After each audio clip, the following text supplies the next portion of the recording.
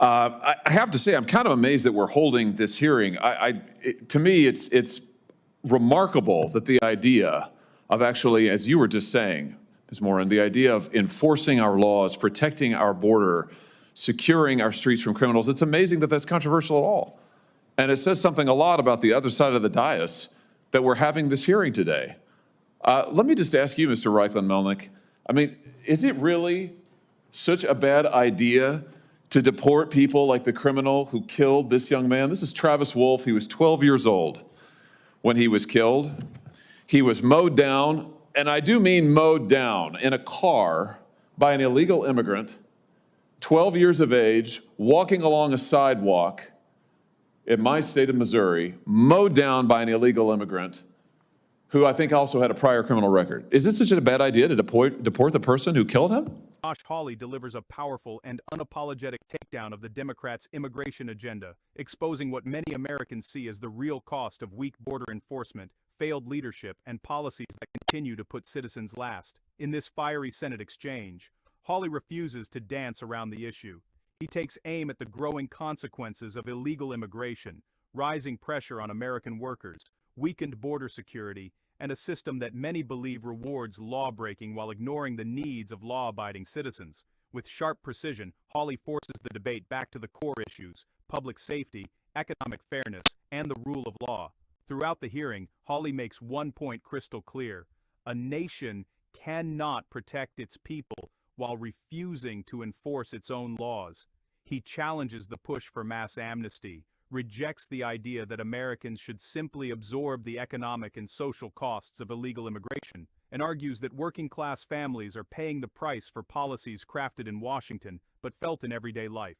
Watch full video. Any person who commits a heinous crime should suffer the consequences under the law. Good. What about Officer David Lee? Officer David Lee was killed in Missouri just a few months ago by another illegal immigrant, once again in a car, who used it as a lethal weapon to ram him and kill him.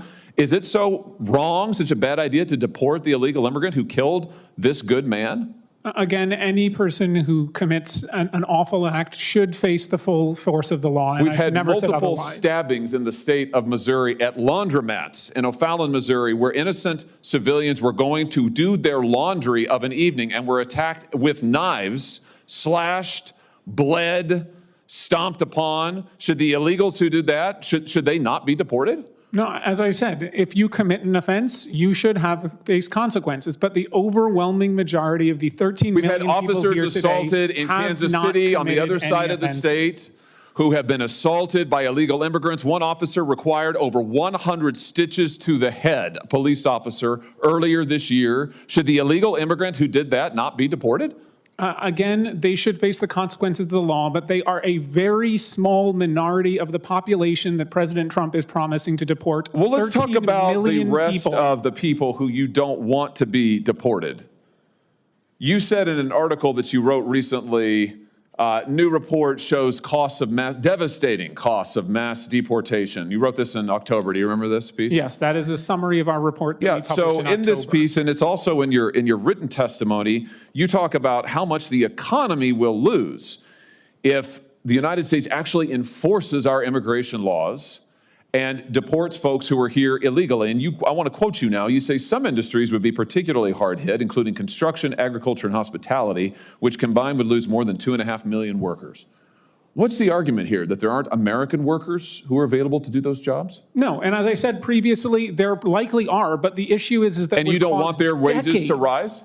I think that we want to pass a path to citizenship so we can have a level and fair playing field for every American. Why would you want American citizens and those who are here lawfully to have to compete against illegal immigrants who, by the way, are often paid not minimum wage, who are not given the federally mandated benefits precisely because they're here illegally? Why would you want to drive down the wages of millions of working Americans who can't get those jobs in construction, agriculture, and hospitality because illegal immigrants are getting them? Suppressing wages in the meantime. Why would you want to do that? Well, if you've been here for my initial testimony, you know I don't want— Oh, listen, I read your testimony word for word, and I've been watching it, and I know what the answer is. You don't actually care about working people because you're absolutely hell-bent on this ideological agenda of opening our border. You want to give everybody who's here a path to citizenship. You want blanket amnesty. You talk about mass deportations.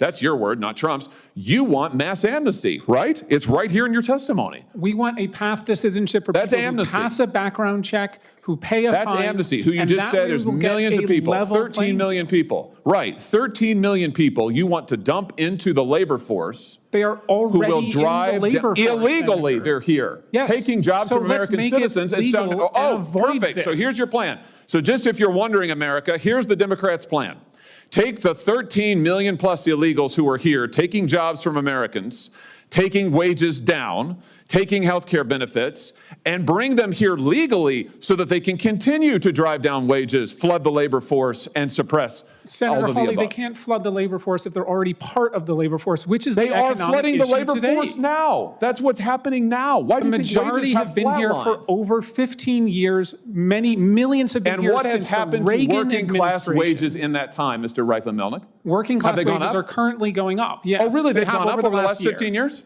Over the They're last up? 15 years, I will have to consult the economists on that matter. Yeah, they're down, way down. What world do you live in? Listen, Senator Hawley, they here's are the all- deal. The Are you American familiar with people the just phrase, voted. "Don't The American cut off your people nose to just spite your voted. face"? Well, you know what? It's my time, not yours. So you're here to answer my questions, not to offer a soliloquy. And let me just end with this. The American people just got a good look at your economic program, and they voted against it. We've had an open border for the last 4 years. We have had de facto amnesty, as you yourself just said, for the last 15 plus years. It has been a disaster. People have died because of it. Wages are lower because of it. Our streets are in chaos because of it.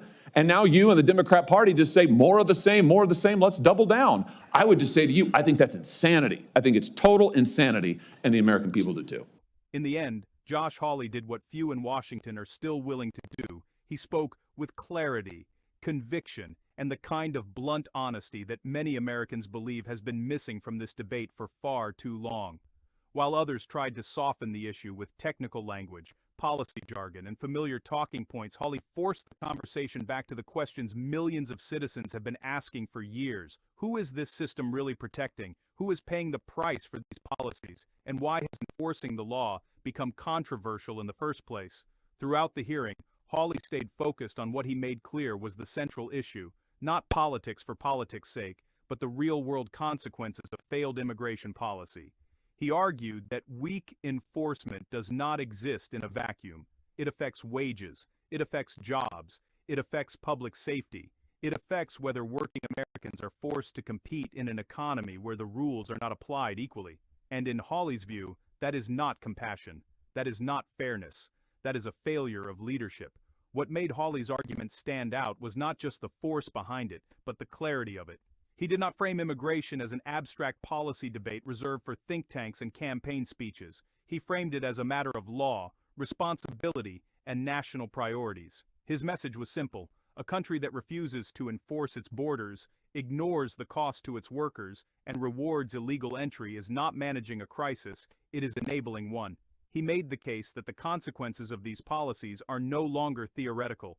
They are visible in strained communities, in rising frustration among working-class Americans, in downward pressure on wages, and in a growing belief that the political class has asked ordinary citizens to bear the burden of decisions they never agreed to. And while others defended the status quo as reform, Hawley argued that it has become something else entirely, a system that too often protects political ideology at the expense of national interest.